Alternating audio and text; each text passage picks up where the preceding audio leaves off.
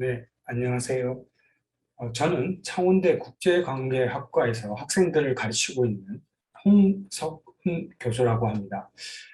여러분과 함께 직접 얼굴을 보면서 페이스 투 페이스 대면으로 강의를 하게 됐으면 정말 좋았을 텐데 그러지 못해 다시 한번 양해 말씀드립니다.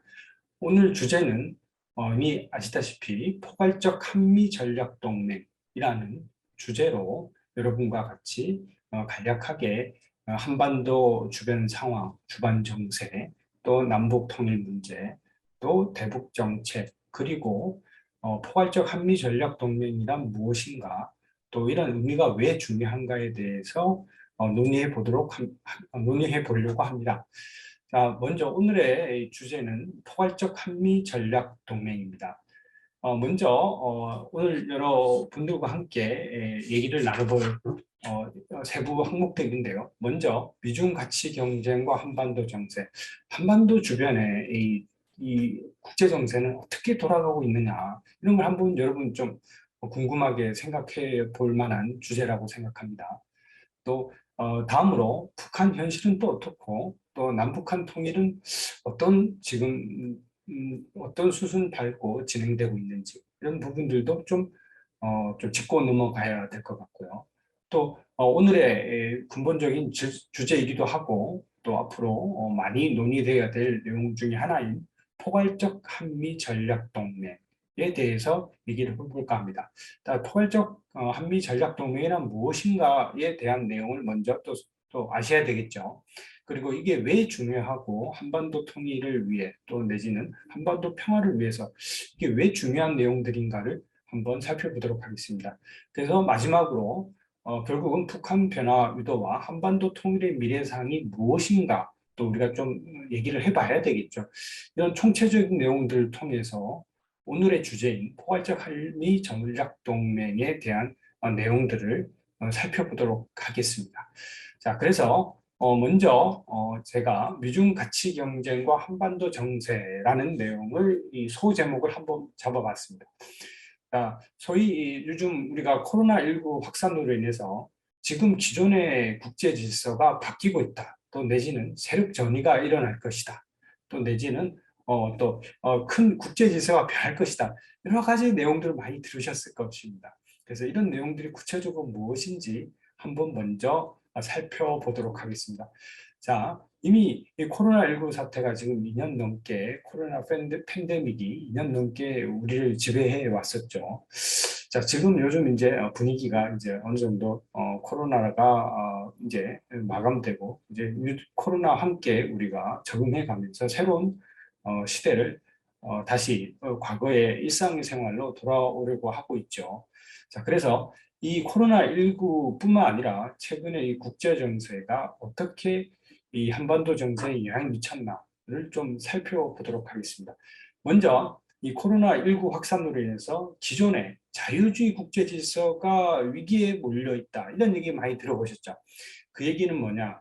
특히 이 1980년대 이후에 1990년이 너무 지나가면서 소련이 붕괴하고 동구 유럽, 특히 동구 유럽의 사회주의권이 몰락하게 되게 따라서 결국 미국이 주도하는 자유경제 질서 제도, 또 우리가 이것을 신자유주의 무역 질서라고 하죠. 관세 장벽을 없애고 서로 프리 트레이드를 통해서 경제적 이익을 서로 가져감에 따라서 결국은 글로벌화가 강력하게 추진되었고, 이렇게 미국 유럽의 가치, 특히 서구 민주주의 가치를 중심으로 이 글로벌화가 진행되었습니다. 자, 21세기 들어와서 이런 요즘은 특히 4차 산업혁명이라고도 하죠. 이 바로 산업혁명, 정보통신의 혁명을 통해서, 이 급속한 발전을 통해서 국가의 장벽이 이제 허물어지고, 또 개인과 개인, 또 집단과 집단이 자유롭게 오갈 수 있는 소위 말하는 글로벌리제이션, 글로벌화된 국제 질서에 살게 되었죠. 특히 미국이 계속 미국을 중심으로 미국의 이 헤제몬 파워를 중심으로 이제 안보도 사실은 미국 중심의 이 유럽의 서구 가치 중심의 체제와 또 과거 사회주의 체제, 특히 미소 양대 진영에서 소련이 굉장히 강력한 힘으로서 미국과 이 치열한 냉전 체제 속에서 계속 국제 질서가 팽팽하게 긴장되었다고 한다면 1990년대 이후에 소련의 붕괴와 동구권의 몰락으로 인해서 이제는 사회주의 질서가 어느 정도 약화되고 또 그 사회주의를 지키고 있었던 이 중국도 이제 경제적으로는 미국의 자본주의를 받아들였죠. 그래서 이상한 결론을 하게 됐죠. 중국은 정치 제도는 사회주의 체제인데 경제 제도는 자본주의, 캐피탈리즘을 속을 캐피탈리즘을 받아줌에 따라서 받고 급속한 경제 성장을 하게 됐죠. 자, 그래서 이 소위 말하는 지금의 질서를 자유주의 국제 질서 내지는 신자유주의 무역 질서가 지배한다. 이렇게 표현하고 있습니다. 자, 그런데 이 코로나19가 바로 큰 이 문제가 되게 되죠. 이전부터 중국이 경제적으로 급성장함에 따라서 미국의 이 절대적 국제 질서, 미국이 주도하던 국제 질서에 도전장을 내놓게 되죠. 특히 시진핑 정부는 이제 중국 굴기론을 얘기하면서 과거에 이 휴밀레이션, 수치의 1세기를 넘어서서 청일 전쟁 이후에 이제 중국이 동북아시아에서 특히 동아시아에서 패권을 잃게 되죠. 자, 과거에 이런 1세기 동안의 수치의 역사를 극복하고 다시 이 동북아시아의 패권국으로 다시 부상하려고 하고 있고 또 미국에게 이제 1대1 관계, 신형 대국론을 주장하면서 1대1 관계를 계속 주장하면서 더 이상 미국에게 끌려가지 않겠다 이렇게 계속 발표하고 있습니다. 자, 그래서 과연 이런 세력전이, 파워 트랜지션이 일어날 것이냐, 또 질서 전이가 일어날 것이냐, 미국의 힘이 결국은 중국으로 옮겨갈 것이냐, 자, 서쪽의 힘이 동쪽으로 옮겨갈 것이냐, 이런 문제들이 주의 깊게 지금 얘기되고 있고요. 회자가 되고 있죠. 특히 코비드-19, 코로나19 확산으로 인해서 이제 미국의 힘이 이제 리더로서 역할을 제대로 하지 못했고 트럼프 행정부는 특히나 자국의 아메리카 퍼스트 정책, 그러니까 자국 먼저, 자국 우선주의 정책을 폄으로 인해서 이제 미국이 더 이상 국제 질서를 주도해 나갈 수 없다. 이런 논의들이 계속 계속 논의가 활발해졌었죠.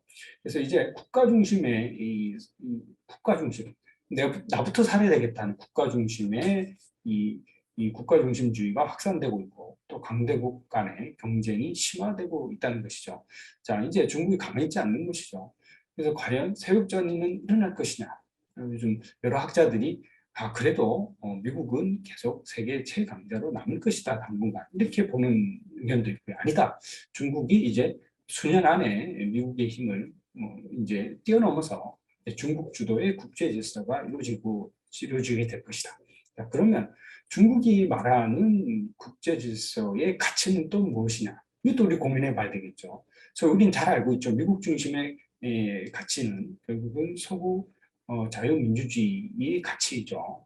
결국은 시민사회의 힘을 중요시하게 되고 또 개인의 재산과 개인의 법적 권리, 또 권력 분립, 또 그다음에 민주주의의 꽃이라고 할 수 있는 투표의 선거에 의한 지도자의 선칙적 선출 이런 여러 가지 서구 가치가 우리가 이런 것들을 서로 공유했었는데 이제 중국의 가치가 이제 어떤 것이냐 또 고민해 봐야 될 것이고 중국의 가치는 결국 무엇보다 집단 중심의 국가 중심의 결국은 당이 지배하고 있죠. 당 중심의 똘똘 뭉쳐서 결국은 하나의 일반된 가치를 가지고 사회주의적 틀을 갖추고 결국은 중국 특색 민주주의를 다시 만들겠다. 그리고 다시 이걸 확산시키겠다. 이런 게 바로 중국의 가치입니다.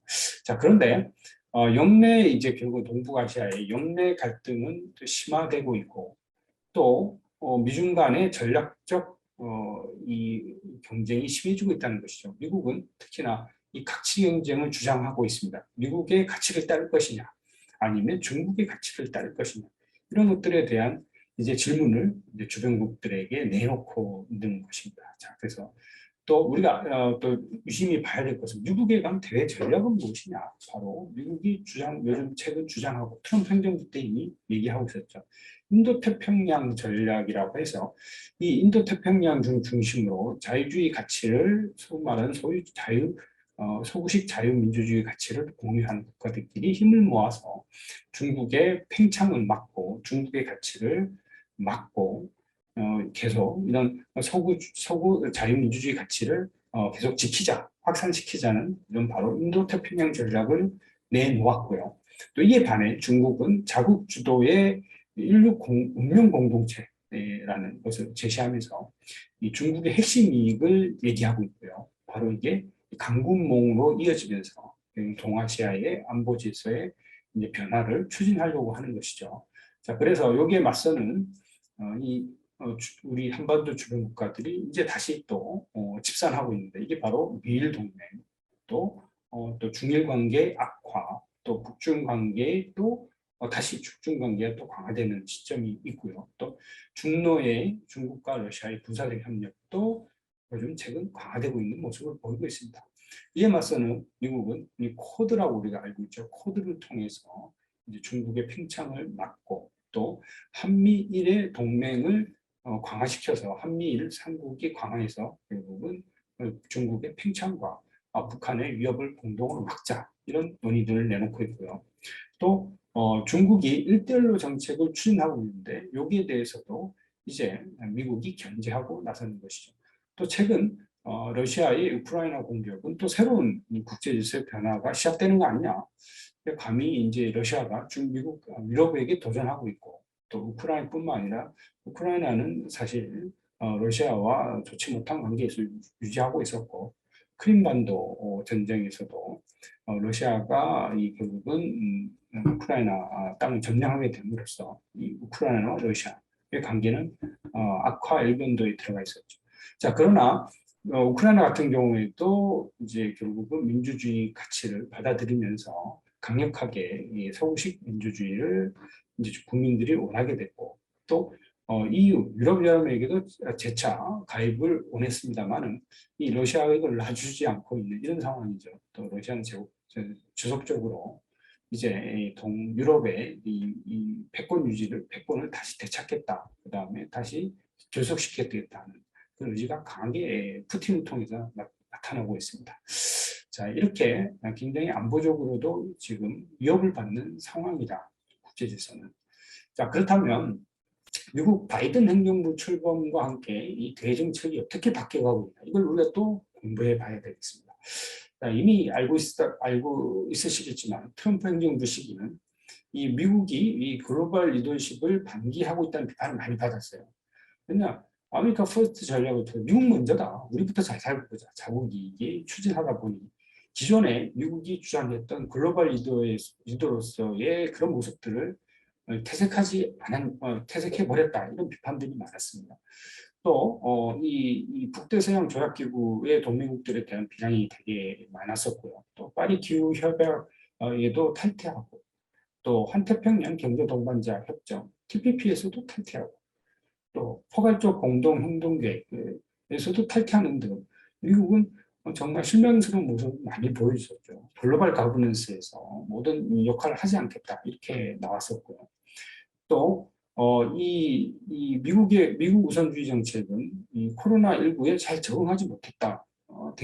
해주지 못했다.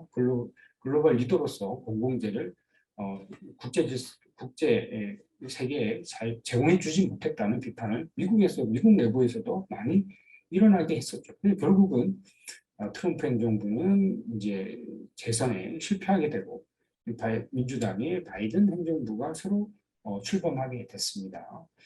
자, 바이든 행정부의 주요 대외 전략은 American Most Leader Again. 이게 무슨 말이냐? 미국이 결국은 다시 글로벌 리더로서 국제 질서를 끌어나가겠다는 것을 천명하게 된 것이죠. 자, 그렇다면 그 American Most Leader Again 무슨 의미냐? 바로 미국의 리더십, 국제 질서에서 또 글로벌 리더로서 이제 이 리더로서의 자격을 회복하고 국제기구 영향력을 다시 회복하게 되고 또 민주주의 가치를 다시 확산시키겠다. 또 동맹 및 민주주의 국가 간의 연대를 통해서 이 다자 협력의 틀을 새로 만들겠다는 것입니다. 이제 뭐 여러분 아시다시피 미국이 혼자 다 할 수 있는 이제 시대는 아닌 것이죠. 멀티폴러 시스템으로 바뀌어가고 있습니다. 왜 그러냐? 결국은 미국의 힘이 물론 안보적으로는 굉장히 압도적인 힘을 가시하고 있지만 경제적으로는 또 중국이 부상하고 있고 또 기존에 일본이 또 굉장한 경제를 갖고 있고요. 또 EU의 시장도 만만치 않고요.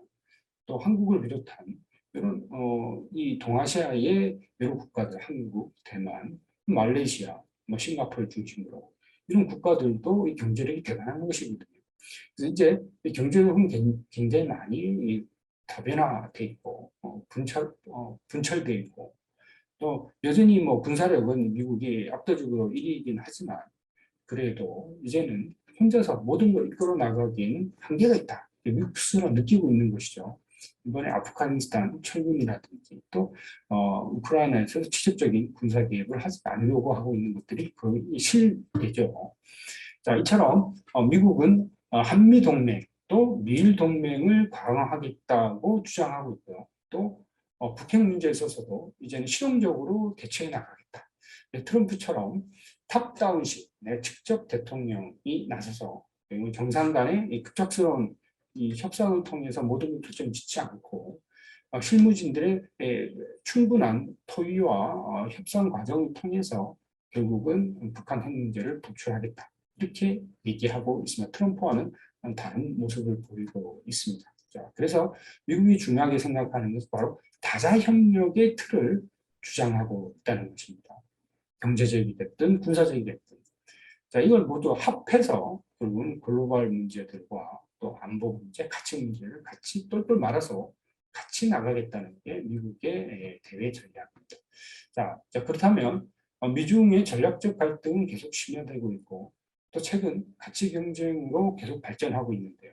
이런 것들이 국제 질서가 앞으로 어떻게 될 것이냐가 불확실하다는 것이죠. 미국이 계속 주도적으로 이 국제 질서를 이끌고 나갈 것이냐 아니면 중국이 이걸 앞지를 것이냐 아니면 미국을 제압하고 중국이 국제 질서 사실 헤제몬 국가로 다시 등극하게 되면서 아니면 가까운 시일 내에 동북아시아 패권이 옮겨가는 거 아니냐 이런 문제까지도 고민하게 만들고 있습니다. 자, 그래서 이 바이든 행정부의 대외 전략을 좀 살펴봐야 되겠는데 2021년이죠. 3월 3일 국가안보 전략 중간 지침을 보시면 결국은 미국의 민주주의 확산과 국제적 신뢰를 통해서 결국은 미국이 글로벌 리더로서 다시 재등장하겠다. 또 글로벌 리더로서 리더십을 강화하겠다고 얘기하고 있습니다. 또 토니 블링컨 국무원 장관 역시도 중국이 21세기 가장 큰 지정학적 시험이고 또 이 안정적이고 개방된 국제 체제에 중대한 도전을 제기할 수 있는 경제, 외교, 군사, 기술적 힘을 가진 유일한 나라다. 이게 바로 중국이다. 안정적이고 개방된 국제 체제에 도전한다는 것이죠. 이걸 깰 수 있는 국가라는 것이죠. 그래서 중국이 지금 지속적으로 중국의 핵심 이익을 주장하고 있어서 이 미국이 이 대중 압박 정책을 통해서 이게 낙대응하고 있는 것이죠. 자, 그래서 토니 블링컨 같은 경우에도 이 중국을 굉장히 위협적인 요소로 보고 있는 것이고 또 미국 역시도 중국을 수정주 국가라고 주장하고 중국의 팽창을 지금 막으려고 하고 있다는 것이죠. 자, 그러면 앞으로 미중 간 가치 경쟁은 적당한 타협과 갈등을 반복할 것이냐 아니면 누군가 이길 것이냐 한번 우리가 고민해 봐야 되겠죠. 자, 그래서 이 세력 서구 주도의 이 자유무역주의 질서가 세태가 국가주의로 인한 세력 전이가 가능할 것인가, 또 중국 패권 도전은 성공할 것인가 이런 걸 좀 고민해 봐야겠죠. 자, 그러나 제가 개인적으로 말씀드리고 싶은 것은 그런 국력을 나타내는 여러 가지 요소 중에 우리가 보통 크게 들 수 있는 게 세 가지 요소가 있습니다. 첫 번째, 군사적인 힘을 이건 가장 중요한 것이죠. 안보적 국가는 거의 안보시키는 게 가장 큰 급선무이죠. 큰 책무이기도 하고요. 자, 두 번째로 경제적인 힘. 또 제가 요즘 최근 말씀드리고 싶은 세 번째 얘기가 바로 소셜 파워, 사회적 힘이죠. 이제 뭐 이미 서두에 말씀드린 바와 같이 21세기 이제 이 정보 기술의 발전 또 이런 통신 기술 발전으로 인해서 이제 국가의 이 행위자보다는 국제 질서에 있어서 개인이 미치는 영향 또 시민 사회가 미치는 영향 굉장히 커지고 있습니다. 그래서 이 군사력 그리고 두 번째 경제력 그다음에 세 번째 이 사회 힘 소셜 파워가 국력을 보통 결정짓는다 할 때 여전히 미국은 군사력에 있어서만큼은 세계 1위를 독보적인 존재이죠. 물론 중국도 군사력이 대단하기도 하지만 사실 우리가 러시아를 굉장히 무시하지만 사실 러시아가 군사력에 있어서는 굉장한 국가였었고 지금도 많은 힘을 보유하고 있습니다. 군사 핵무기에 있어서는 미국을 앞서고 있죠, 러시아가. 우리가 생각만큼 우리가 러시아를 무시할 나라는 아닙니다, 안보적으로.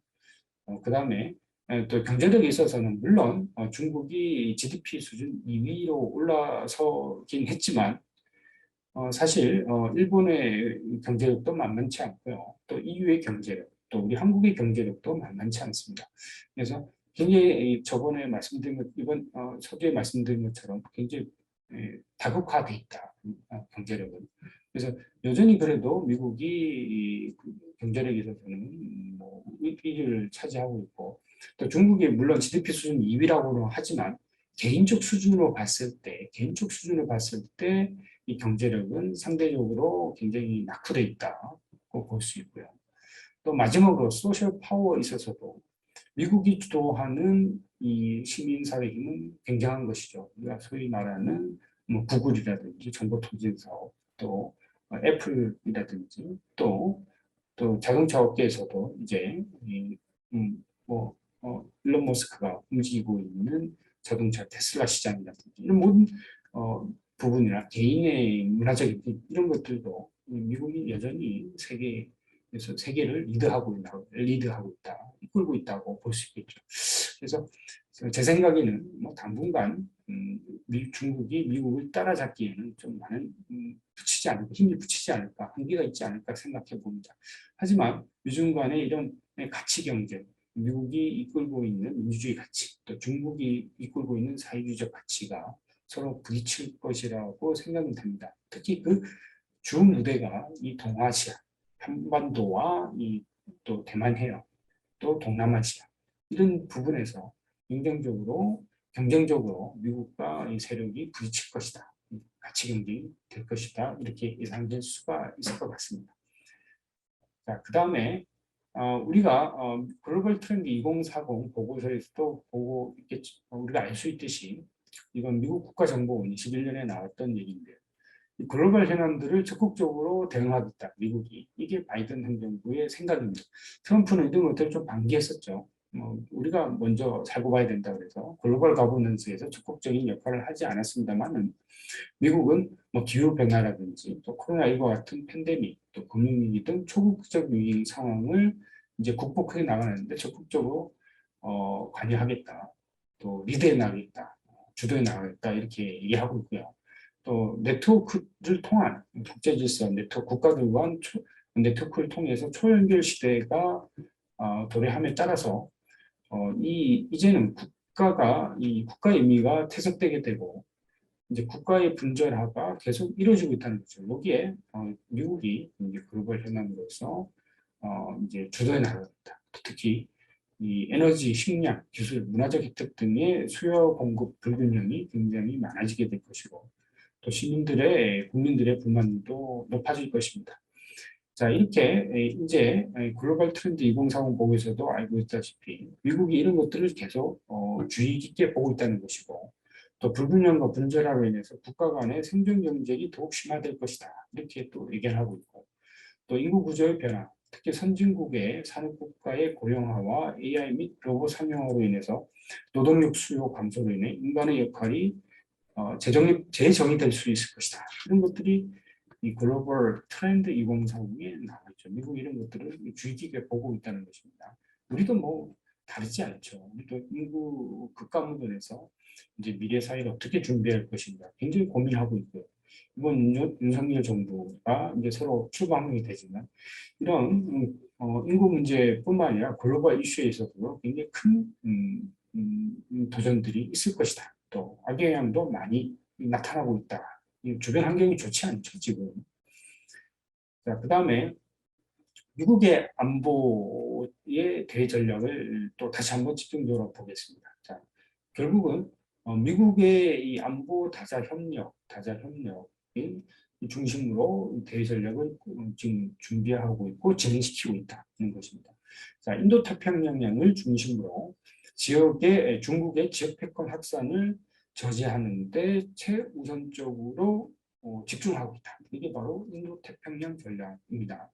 자, 그 다음에 2019년부터 미국 국방부의 이 인도태평양 2019년 미국 국방부의 인도태평양 전략보고서에서 제시되었는데 바로 네트워크화된 안보, 네트워크 시큐리티라는 바로 개념인데 이게 뭐냐?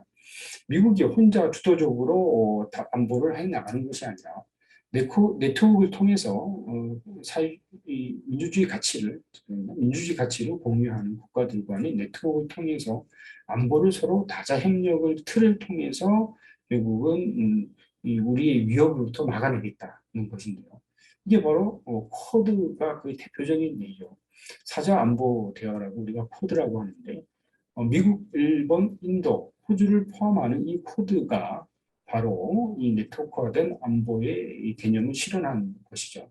이런 국가들과의 네트워킹을 통해서 이 협력 관계를 통해서 중국의 평창을 막겠다는 것인데요.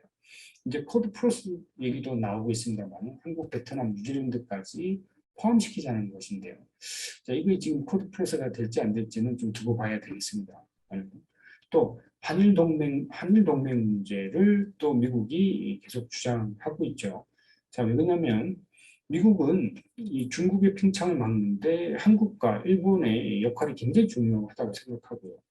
또 한일 간의 관계 정상화가 계속 요구하고 있죠. 한일 간 정상화를 통해서 한일 좀 친하게 지내라 이 말이죠. 그래서 공동의 위협인 중국의 팽창과 북한의 위협을 이 공동 한미일이 막아내자는 그런 의미입니다. 그래서 이 바이든 행정부가 바로 한미일 동맹 체제 또 내지는 한일 관계 개선을 지속적으로 요구할 가능성이 큽니다. 지금 뭐 사실 러시아가 우크라이나를 침공하고 있고 또 여러 코로나 팬데믹이 끝나지 않았고 또 여러 가지 국제 이슈들 아프가니스탄 철군 이후에 또 중동의 불안 또 안보적 위협 이런 것들로 해서 지금 정신이 없겠죠 미국이 아직 한반도에 다시 집중하고 하지 못하고 있는 상황인 것 같은데 그리고 앞으로 어느 정도 정리가 된다면 또 한미일 동맹 문제 또 한일 관계 개선 문제를 요구할 수 있다는 것입니다. 자, 그 다음에 그러면 이 인도태평양 영내 미국 주도의 안보 협력체 구축 현황을 한번 보겠습니다. 자, 이미 이 트럼프 행정부 때 얘기됐던 거죠. 자, 열린 공간으로서 결국은 인도 태평양 전략, 또 Free and Open Indo-Pacific Strategy죠. 중요성을 계속 바이든 행정부도 공유하고 있고, 또 그 다음에 산업정책을 통한 공급망 재편, 또 가치 외교와 규칙 기반 질서 공고화, 또 한미일 협력을 통한 대북 협력 강화 이런 것들을 미국이 다시 얘기하고 있다는 것이죠. 자, 그 다음에 이런 모양들은 뭐냐? 뒤에 또 제가 말씀드릴 텐데, 이 포괄적 한미 동맹과도 굉장히 전략 동맹과도 연관되어 있습니다. 미국은 안보 동맹뿐만 아니라 군사 동맹뿐만 아니라 이것을 사회, 문화, 그 다음에 산업까지도 연결해서 하나의 네트워킹을 통해서 다자 협력체로 만들어 나가자는 전략이죠. 특히 이 코드가 바로 대표적인 예라고 말씀드렸는데 코드는 미국, 일본, 호주, 일본 또 코드 플러스는 한국과 베트남, 뉴질랜드까지 포함하는 걸 제안한 내용인데 아직 그건 이루어지지 않았고요. 또 D10이라고 해서 10개국을 포함하고 Five Eyes라고 해서 미국, 영국, 호주, 캐나다, 뉴질랜드 또 오커스라고 해서 또 최근에 또 미국이 주도하에 또 이 다자 협력체를 만들었죠. 미국, 영국, 호주를 중심으로 오커스를 중심으로 결국은 이 다자 안보를 통해서 이 안보를 다자체이긴 하지만 이 안에 산업까지 또 사회 문화 협력까지 같이 도모해 나가는 다른 협력체를 만들어 나가겠다는 것입니다. 자, 기존과는 다르죠. 안보 협력만 아니라 또 확산시켜서 산업 분야, 또 가치, 사회, 문화의 가치를 중심으로 하는 사회 문화까지도 포함하는 이런 안보 협력체를 구상하고 실현시키고 있다는 것입니다. 자, 그래서 제가 뭐 정리를 하자면 결국은 이 코로나 시대 국제 질서를 통해서 여러 가지 학자들이 얘기했었습니다. 이거 보시면 알겠지만 와이프라든지 아이캔베리 또 조셉 나이와 같은 학자들은 이 코로나 시대 국제 질서를 뭐 이렇게 예견하기도 했었는데요. 결국은 지금의 국제 질서는 뉴노멀 시대다 이렇게 학자들이 많이 표현하고 있습니다. 뉴노멀 시대의 특징은 뭐냐? 국제 질서의 특징은 뭐냐? 각자 도생의 국가 문화와 강대국 중심의 자국이 추구가 가시화되고 있다. 이렇게 보고 있고요. 또 코로나19 팬데믹은 개인의 인권과 평화에 대한 인식이 재정립되게 돼 있다. 이제 안보라는 게 국가의 문제뿐만 아니라 개인의 수준까지 내려왔다는 거죠. 개인의 인권, 또 평화에 대한 인식이 굉장히 중요하다는 것을 얘기하는 거고, 이런 것들이 국제 질서에 반영되고 있다는 것입니다. 자, 이런 미중 간의 가치 경쟁은 계속 타협과 갈등을 반복할 것 같고요. 또 이 러시아의 이 행동도 우리가 주의 깊게 관찰해야 될 것 같습니다. 이 러시아와 우크라이나 전쟁이 어떻게 끝날 것이냐 우리가 잘 또 관찰해 봐야 되겠죠. 이 푸틴이 주도하고 있는 러시아의 이런 권위주의 가치가 유라시아를 넘어올 것이냐, 중국과 합쳐져서 이 유라시아를 넘어올 것이냐, 이런 부분에 대해서 우리가 주의 깊게 관찰하고 또 대응해 나가야 될 것 같습니다. 자, 바이든 행정부의 대북 정책 역시도 이제 저번에 처음에 말씀드린 것처럼 바이든 행정부의 대북 북한과의 대화 협상 접근법은 실무 협상 그러니까 파트너 방식으로 실무 중심의 충분한 토의와 협상을 통해서 이제 이 협상 결과를 내놓겠다 협정을 하겠다는 것이죠. 또 북한 인권 문제를 굉장히 중요시하겠다. 왜냐? 미국은 가치 중심의 민주주의 가치를 신봉하고 확산시키겠다는 것이 바로 바이든 행정부의 대전략 기조입니다. 그래서 북한 인권 문제를 이제 주시하지는 않겠다. 또 바이든은 지난 2005년 미국 의회에 북한 인권법을 통과를 주도했던 사람이죠. 그만큼 북한 인권 문제에 관심이 많습니다. 또 북한 인권 문제는 북미 간 대화가 진전된다 해도 지속적으로 국제사회가 문제를 제기할 것입니다. 미국 중심으로 하게 됩니다. 자, 조 바이든 정부의 주요 인사를 보시면 알겠지만, 뭐 토니 블링컨도 마찬가지. 또 그 다음에 우리 이 웬디 셔먼 부장관 국무부 부장관이죠. 웬디 셔먼도 그러고 또 우리가 알고 있는 제이크 설리반 국가안보보좌관 등도 굉장히 북한 문제에서 대북 문제에서만큼 강경합니다. 또 기존적으로 민주당 이 민주당의 주요 인사들은 북한과 많은 협상 경험이 있죠. 그래서 과거 협상 과정을 두고 굉장히 불신이 좀 강해져 있다고 생각이 됩니다. 그래서 북한 문제만큼은 굉장히 단호한 편이고요. 또 이 북한 핵 문제에 있어서만큼도 결국은 트럼프와 다르게 트럼프 행정부 시기 트럼프 대통령 직접 김정은 위원장을 만나서 했던 그런 탑다운식의 즉흥적인 또 그다음에 바로 지도자가 리더가 그걸 결정하는 식의 탑다운 방식은 채택하지 않겠다 이렇게 계속 주장하고 있습니다. 특히 또 우리가 봐야 될 것은 토니 블링컨이나 제이크 설리반 국가안보보좌관 등은 뭐 이미 바로 유태인이죠. 유태인들은 굉장히 민주주의 가치에 더 집중하고 있고 또 중동 문제에 더 큰 관심을 보이고 있기 때문에 또 한반도 문제에 그만큼 관심을 가지고 지속적으로 협상이 임할지 좀 걱정이 되는 부분이기도 합니다. 그 다음에 미국의 북한 미사일 위협 대응을 포함한 미사일 방어 체계에 대해서도 제가 약간 보여드리기 위해서 제가 구성해 보았습니다. 자, 특히 미중 가치 경제 한반도 정세를 보자면 뭐 미중 영상 정상회담을 2021년 11월 15일에 했었는데 특히 결국 뭐 굉장히 서로 마지노선을 넘지 않는 수준에 서로 타협했다고 볼 수 있는데 21세기 신냉전 구도가 나타날 것이냐. 굉장히 좀 위협적인 요소들이 많았습니다. 또 대만 문제가 이슈가 되고 대만 해협에 대한 안정 문제, 또 하나의 중국 문제에서 미국과 다른 시각을 중국이 갖고 있고, 또 신장 티벳 등 인권 문제와 또 구동 존의, 또 특히 내정 불간섭을 계속 중국은 주장하고 있고요. 기후 협약 등 여러 가지 이견들이 있어서 서로 간복했다 이렇게 볼 수도 있는데요. 이 한반도 정세와 아프가니스탄 또 이런 등 지역 공동 관심사에 대해서도 논의했던 걸로 전해지고 있습니다. 자, 이제 뭐 말씀드린 것처럼 이제 안보 이슈가 이제는 개인 수준까지 다운되게 아래로 내려오면서 따라서 이제 행위 주체가 국가가 아니라 국가뿐만 아니라 국가 물론 중심이겠지만 국가뿐만 아니라 이런 비국가 또 시민 개인 등과 제도 이런 등으로 확산되고 있고 안보 영역도 군사만뿐만 아니라 군사 이외에 뭐 보건 문제라든지 환경 문제, 에너지 문제 또 뭐 문화적인 문제 이런 것까지 확산되고 있다는 것입니다. 그 다음에 이제 두 번째 제가 말씀드리고 했던 북한 현실과 남북한 통일 문제인데요. 북한이 하노이 북미 정상, 2차 하노이 북미 정상 이후에 되게 강경한 모습을 보고 있다는 것입니다.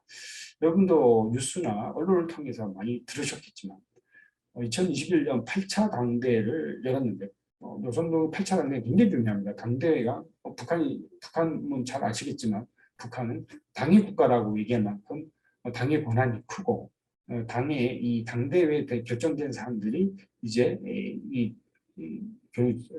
지켜나가는 또 내지는 발전시켜 나가는 과정인데요. 그래서 8차 당대회가 굉장히 중요합니다. 8차 당대회에서 미국의 적대시 정책 철회를 강력하게 요구했고 강대강 원칙을 내세우면서 대외 강경 의사를 밝혔습니다. 자, 강대강이 정책을 맞서겠다. 뭐 미국이 대북 적대시 정책 철회 안 하면 나도 강경하게 나가겠다 이렇게 얘기하고 있고요. 또 사회주의권 구사회주의권과 대외 연합 추진을 추진해 나가겠다. 또 이제 문을 꽁꽁 닫고 자력갱생을 통해서 새로운 국가 경제 발전 5개년을 만들어서 추진해 나가겠다 이렇게 얘기하고 있습니다. 물론 코로나19로 인해서 북한은 북경을 막았죠. 그 다음에 이제 결국 대북 제재가 계속 지속되고 있죠. 미국이 대북 제재 잘 풀어줄 수가 없을 겁니다. 북한 비핵화 문제가 해결되지 않는 한. 이런 상황을 잘 알고 있죠. 북한도. 그래서 결국은 자립갱생을 통해서 경제 발전을 스스로 만들어 나가겠다 이렇게 얘기하고 있고요. 또 중국과 러시아와의 군사적 협력을 강화해 나가겠다 이렇게 주장하고 있습니다. 자, 이런 부분에 있어서 최근에 북한이 이 레드라인은 없는 바로 이 미사일 실험을 했는데 ICBM 실험을 했는데 여기에 대해서도 중국과 러시아가 강력하게 지금 미국이 예전에 미국과 같이 다 이렇게 제재하고 또 동참하는데 협조해 줬었는데 중국과 러시아가 이제는 거기에 반대하는 입장을 보고 있다는 것은 좀 새롭게 우리가 봐야 될 부분이 아닌가 하는 생각이 듭니다. 자, 특히 이 북한의 대정책 변화가 작년부터 공식화되고 있는데요. 장기전 체제로 북한이 가는 것이 아니냐 이렇게 보는 전문가들이 많습니다. 또 핵개발 논리를 개발하고 있고 또 핵고도화를 추진하고 있다. 또 보유국을 재차 강조하면서 강경한 대외 정책을 주장하고 있고요. 또 지난 10월이죠. 김정은 주의 등이 나왔다는 것. 자기를 우상화하고 김정은 위원장 체제를 우상화하고 또 과거 3대가 주장했던 어떤 중국식 사회주의를 띄워놓고 바로 북한식 수령 체제를 더 공고하게 주장하고 있다는 것입니다. 자, 이런 부분들 우리가 또 주의 깊게 봐야 되겠죠. 자, 그렇지만 북한이 비엔나를 통해서 자발적 국가보고서를 통해서 2021년 7월에 유엔이 추진하고 있는 SDG 체계에 자기도 동참하겠다 이렇게 발표하면서 우리식 SDGs를 발표하고 또 국제사회에 이런 자기네 자발적인 보고서를 제출하기도 해서 또 북한이 이런 유엔과 협력하는 경제적 협력에 있어서는 좀 오픈되어 있다 이렇게 바라볼 수도 있겠습니다. 자, 그다음에 8차 대회 이후 제시된 북한의 국가경제 발전 5개년 계획에도 지속 가능 발전 목표를 통합하여 연계하겠다 이렇게 얘기하고 있습니다. 자, 이런 부분들도 북한의 양면성을 보여주는 것인데 안보적으로 강경 핵개발 계속 추진하겠다. 그다음에 전략무기 계속 만들어 나가겠다. 이렇게 강력하게 자력갱생 또 자력갱생의 경제발전 체제를 얘기하면서도 경제적으로는 이제 유엔 등과 같은 국제사회와 이 문을 열어놓고 장기적인 경제발전 추진해 나가겠다 이렇게 이해하고 있습니다. 자, 북한의 현재 모습을 뭐 여러분이 좀뭐 저도 수업을 통해서 배우셨을 것 같은데요. 북한판 타워팰리스가 등장하고 있고 여명결이죠. 또 북한도 최근 많이 발전한 모습을 보이고 있습니다. 또 우리와 같은 이제 대형 마켓도 평양에 생겼고요. 또 북한의 이 손전화, 핸드폰을 보급을 엄청 하고 있다는 것이죠. 또 전자상거래도 하고 있습니다. 물론 이게 다 인트라넷이죠. 인트라망이죠. 국가 안에서만 이제 이게 접속이 되지 국가를 넘어설 수는 없습니다. 그래서 북한이 굉장히 철저하게 외부와 단절되어 있죠. 그렇지만 나름대로 이런 경제 발전이라든지 또 사회 문화적인 발전을 추진하고 있다 이렇게 볼 수 있겠죠. 그렇지만 뭐 이런 대북 제재가 지속되고 또 북한 남북 관계가 악화되는 상황에서 북한이 얼마만큼 또 이렇게 발전할 수 있을지는 좀 의문점이 남습니다. 뭐 이미 문재인 정부 들어와서 북한 비핵화 협상을 위한 남북미 정상회담이 여러 차례 이루어졌고요. 또 4.27 판문점 선언, 또 9.19, 또 평양 공동선언 등 굉장히 한반도 평화 프로세스가 가셔야될 거라고 기대를 했었는데 이것이 2차 북미 하노이 2차 미국 하노이 정상회담이 깨짐에 따라서 결렬된 이후에 북한은 다시 과거로 회귀하고 있지 않느냐 또 강경한 대외 정책으로 선회하지 않느냐 이런 의견들이 강합니다.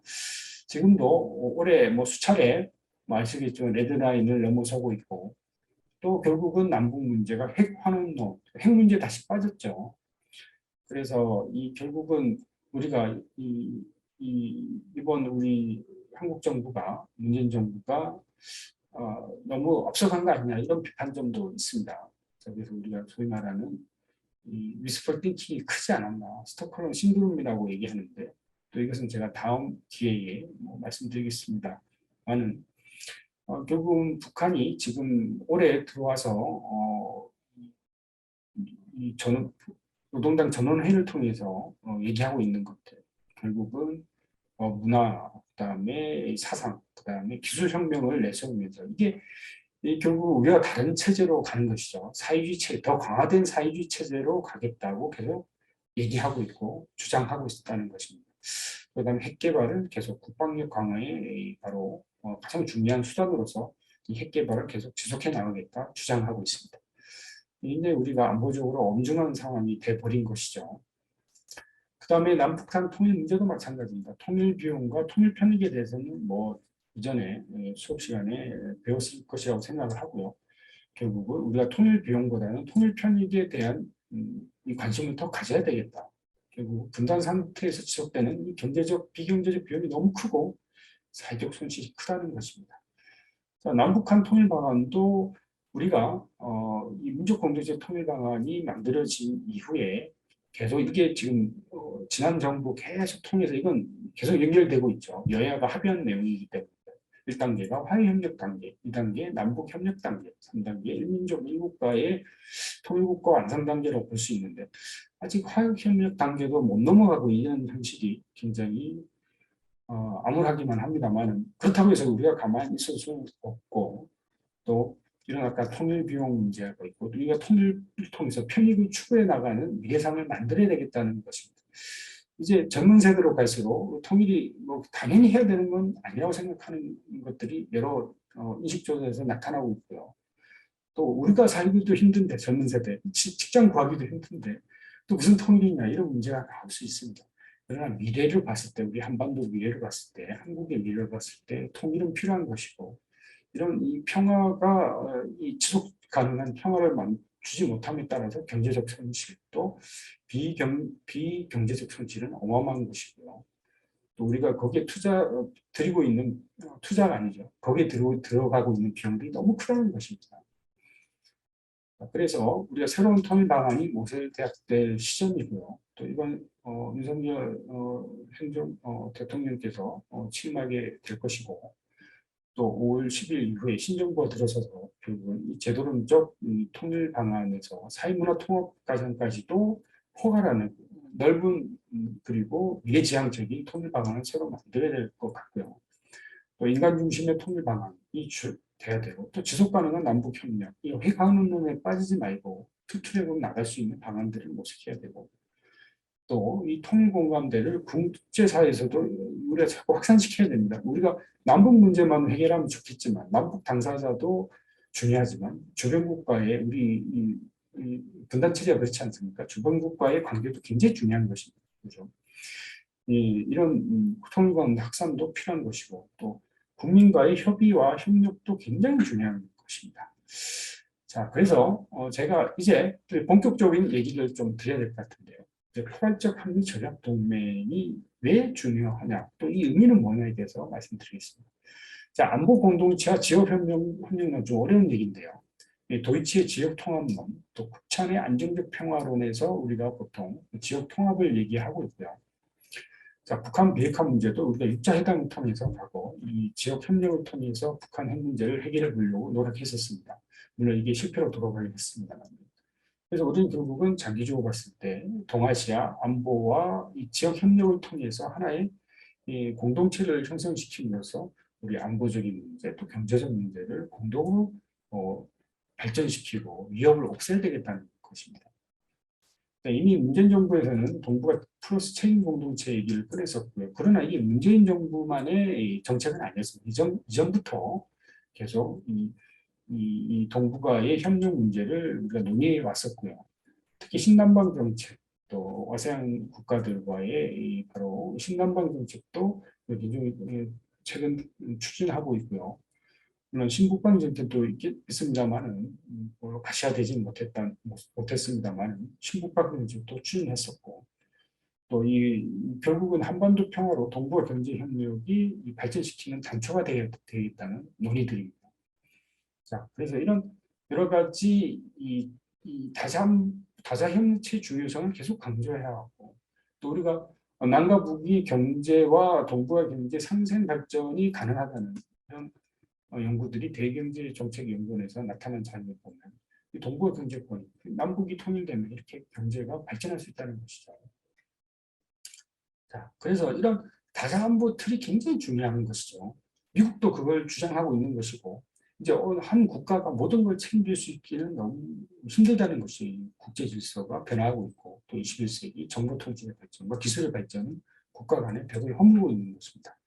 자, 그래서 포괄적 한미 전략 동맹이란 뭐냐? 바로 군사 안보 동맹을 넘어서 포괄적 전략 동맹으로 발전하는 것인데요. 2021년 작년 3월 18일 한미 외교 국방장관 회의에서 이런 얘기들이 더 가시화됐습니다.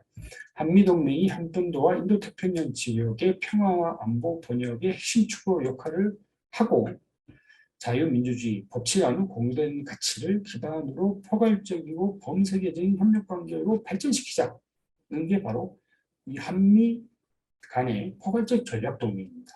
과거에는 그냥 북한의 위협으로부터 우리가 군사적으로 동맹 관계에 있는 것이지만, 우리는 아직 정전체제이죠. 한국전쟁, 유교전쟁이 끝나지 않았죠. 자, 이 체제를 이걸 우리가 평화를 유지하기 위해서 한미동맹이 만들어진 것입니다. 이게 안보적 차원을 넘어서서 이제 범세계적인 협력관계로, 포괄적이고 범세계적인 협력관계로 만들어 나가는 단초로서 한미동맹을 그 역할을 해야 된다는 것이고요. 자, 그 다음에 이 조건에 기초한 전작권 전환, 또 북한 핵 미사일 대응 협력, 또 한미일 삼국 협력이 굉장히 중요하고, 또 신남방 정책과 연계 협력 등을 중요한 협력 분야로 지적하고 있습니다. 자, 그 다음에 지난 한미 정상회담 21년 바이든 행정부 처음 들어와서 한미 정상회담 했었죠. 그래서 포괄적 관계 동맹을 선언했습니다. 양정 정상이. 이게 뭐냐?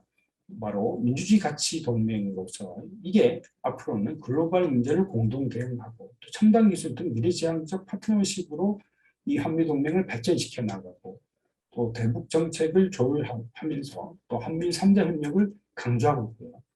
또 북한 인권 개선이라든지 대북 인도적 지원 및 이상가족 3분 등을 계속 얘기하면서 결국은 이 한미 관계, 한미 군사 동맹 관계를 포괄적 동맹 관계로 확산시키자는 것입니다. 또 한미 정상회담에서 나왔던 얘기들 다시 제가 정리해드리겠습니다. 포괄적 한미 전략 동맹은 결국은 군사뿐만 아니라 기능적으로 기술, 경제, 안보 등으로 확대된 포괄 동맹 관계로 진화하고 발전하는 것이 필요한 것이고요. 또 민주주의 규범과 인권과 법치 원칙이 지배하는 것으로 지역에 대한 비전을 공유하는 가치 동맹이다는 것입니다. 자, 뭐가 중요하다? 가치가 중요하다는 것이죠. 바로 인류 보편적 가치, 또 타당한 가치를 공유하는 한미 간의 이 동맹 관계가 포괄적으로 더 발전시켜 나가자. 지역 협력의 단초가 되자는 것이고요. 또 한국의 신남방 정책과 미국의 자유롭고 개방적인 인도태평양 구상이 연계해서 이 지역의 협력을 추진해 나가자는 것입니다.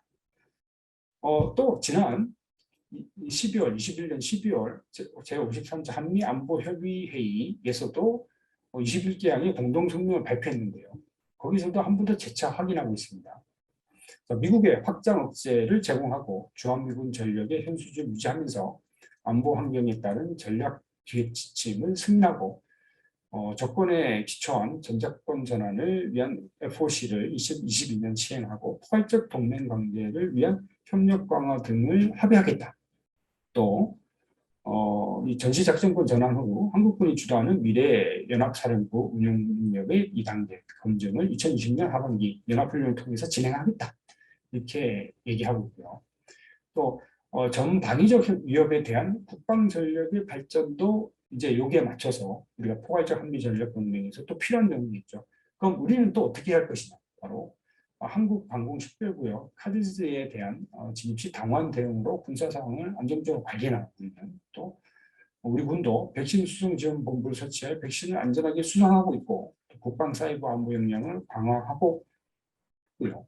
또 국방비전 2050을 계획을 추진하면서 4차 산업에 걸맞은 국방 전력을 수립하겠다. 한미동맹과 함께 우리 자주국방도 발전시켜 나가야 되겠죠. 물론 한미동맹에만 의존하는 것은 아닙니다. 이제 우리의 위치에 맞게 우리가 OECD 국가에서 발전된 국가예요. 이제 경제적으로는 세계 10위권, 또 군사력도 세계 7, 8위권 이렇게 올라와 있는 국가입니다, 여러분. 그래서 우리의 걸맞는 자주국방의 힘을 키우면서도 한미동맹의 기본 틀을 활용해서 포괄적인 전략동맹 관계로 확대시켜 나가자는 것입니다. 또 한미정상회담 일정도 나왔는데요. 자, 결국은 우리가 한번 봅시다.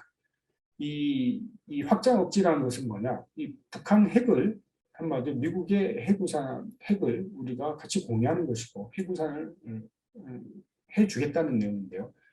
오바마 행정부 때 미국의 확장 억지와 한미 전략 동맹의 모습을 기회가 있을 때마다 재확인시켜줬고 오바마 행정부 시기에 그게 대표적인 예가 2013년 한미동맹 60주년 공동선언에서 미국의 확장 억지가 보다 구체적으로 명시되어 있습니다. 우리가 지금 북한의 핵으로부터 항상 위협받고 있죠. 그래서 미국의 확장 억지가 굉장히 필요한 상황입니다.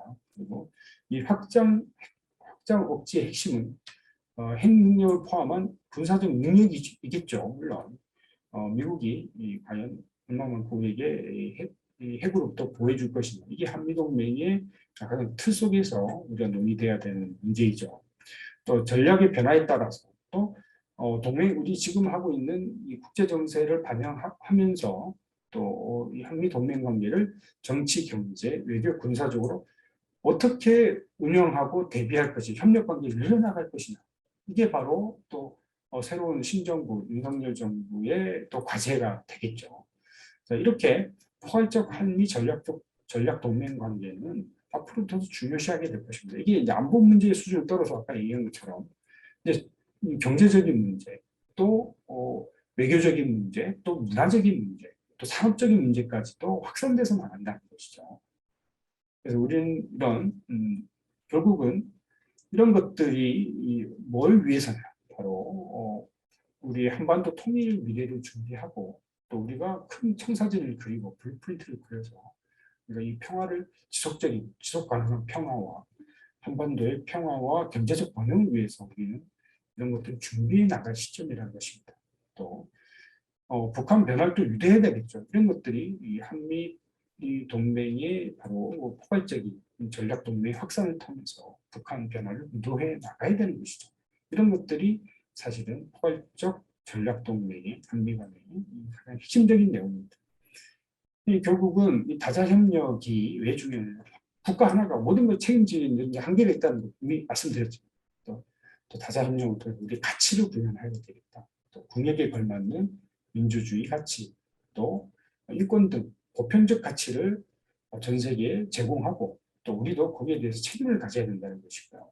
또 한국적 가치를 또 만들어야 되겠죠. 한국적 가치는 바로 이 보편타당한 인류적 가치와 동행하면서 우리가 실제로 행복한 미래 국가를 만들 수 있는 국가로 발전시켜 나가야 된다는 것이고요.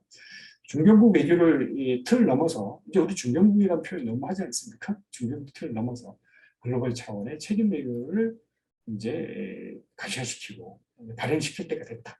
또 북한 문제를 이제 남북 관계 매몰될 것인 게 아니라 다자 협력을 주변국과 협력을 통해서 북한 문제를 다시 더 다변화시키고 다각화해서 빨리 해결을 시켜 나가자는 거죠. 또 한반도 주변국과의 관계도 개선해 나가야 될 것이죠. 자, 외교 행위자의 다양성도 늘어나고 확산되고 있고 또 시민사회 역할도 중요합니다. 여러분이 힘이 중요한 시기입니다. 국가만이 외교하는 건 아닙니다. 이제 바로 외교 주체가 시민사회, 개인이 될 수도 있고 또 회사가 될 수 있고 또 시민단체가 될 수도 있습니다. 또 세계 국제 질서와 같이 협력하면서 한반도 통일 문제 또 북한 변화를 유도해 나가야 되겠다는 것입니다. 한일 관계 개선도 굉장히 중요합니다. 물론 뭐 한일 관계 역사적 문제 또 일본이 이 과거사에 대해서 사과하지 않고 굉장히 안하무인격으로 나서는 그런 부분도 물론 비판받아야 됩니다. 하지만 우리의 이 급변하는 국제 질서 정세와 국제 질서의 변화 가능성을 두고 우리가 가치 중심으로 우리 협력할 국가들과 다자 협력은 추진해 나가야 되겠죠.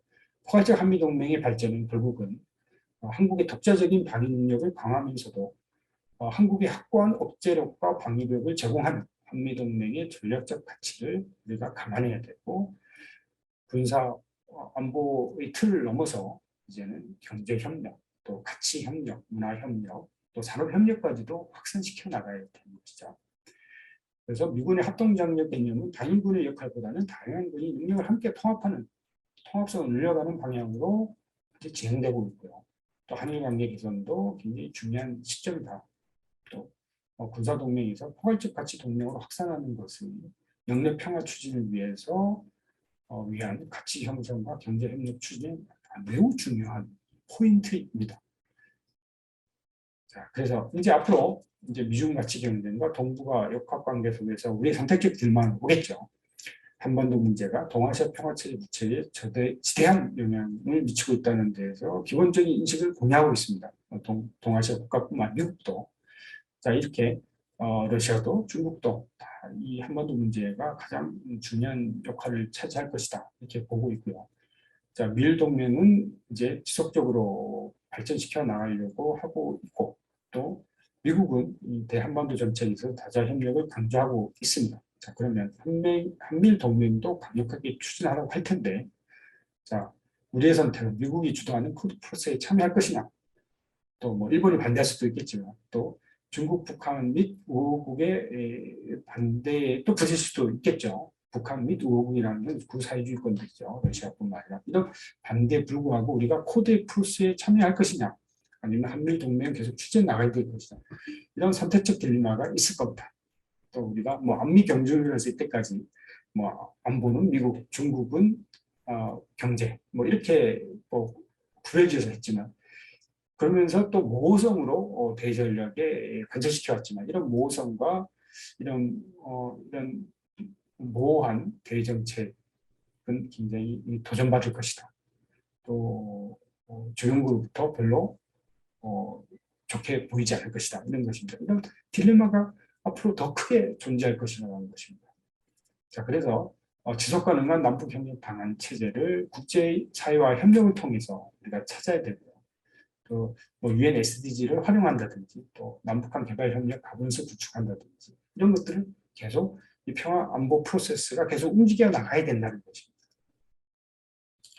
자, 그래서 한국의 스마트 외교 확대 또 보편적 아젠다 발굴을 통해서 결국은 한반도의 적극적 평화 체제가 만들어져야 되고 또 우리의 이 대북 정책, 통일 정책도 특히 한국과 미국 그 한미 이 동맹 관계를 포괄적 전략 동맹으로 확산시켜 나가면서 주변국과의 다자 협력을 통해서 결국은 한반도 통일 또 한국의 미래상을 만들어 나가야 된다는 것입니다. 자, 그래서 소위 말하는 한반도 평화 프로세스, 또 안보 평화 프로세스, 또 안보도 우리가 지켜나가야 되죠. 진행하기 위해서는 지속 가능한 대북 정책을 마련해야 되고 국제사회와의 다자의 협력이 필요한 시점이다. 이렇게 말씀드리고 싶습니다. 자, 그래서 한반도 통일의 미래상도 다시 한번 정립할 필요가 있고요. 결국은 경제적 필요, 또 번영을 위해서도 우리가 통일이 필요하고, 또 K컬처 등 소셜 파워, 우리 한국의 소셜 파워도 늘려나가야 된다는 것입니다. 자, 장시간 동안 들어주셔서 너무 감사하고요. 한 번 더 한미 포괄적 이 한미 전략 동맹이 뭐냐, 포괄적 한미 전략 동맹이 뭐냐는 것을 한 번 더 우리 생각해보고 왜 중요한가, 또 우리가 왜 다자 협력을 이걸 기반 삼아서 왜 우리가 다자 협력을 해야 됩니까? 이런 것들에 대해서 한 번 더 고민할 수 있는 시간이 되었으면 좋겠습니다.